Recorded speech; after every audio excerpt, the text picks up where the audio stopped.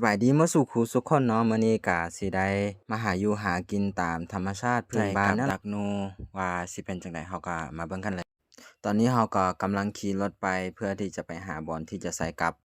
เส้นทางมันก็จะประมาณนี้แหละมันจะมีคุมมีขี้ต้มมุรุคุคะไปเรื่อยๆนี่แหละบ่อนที่เราจะใส่กลับแล้วเนาะเราก็จะมาจอดรถไปอยู่บ่อนนี้แล้วก็ใส่กุญแจไว้ หลังจากที่ใส่กุญแจรถเสร็จแล้วเราก็สิย่างไปต่ออีกมื้อนี้เราก็สิมากัน3คนมีไสเองแล้วก็หมู่ของไสแล้วก็หลานสำหรับบอนที่เราจะใส่จะเป็นสวนมะเดื่อยแล้วก็มีสาลีที่เราปลูกไว้อันนี้จะเป็นจุดที่เราจะเริ่มไปใส่กันแล้วว่ามันจะมีบ่อนที่ตัวหนูเขามาแทะกินแล้วเราก็จะได้ไปใส่กลับอยู่แบบนี้เอา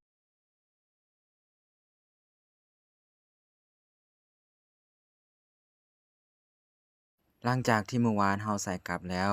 มามื้อนี้ตอนเช้าเราก็ได้มายามอย่างเช่นเคย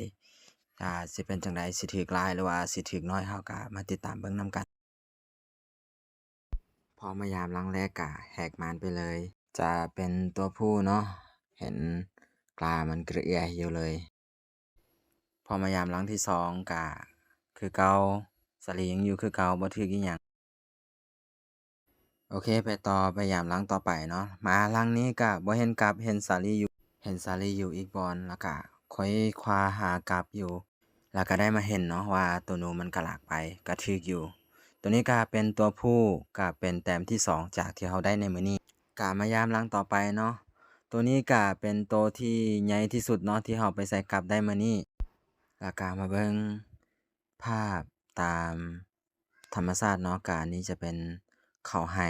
ที่เพิ่นเฮ็ดเนาะอีกบ่กี่เดือนก็ได้กินข้าวใหม่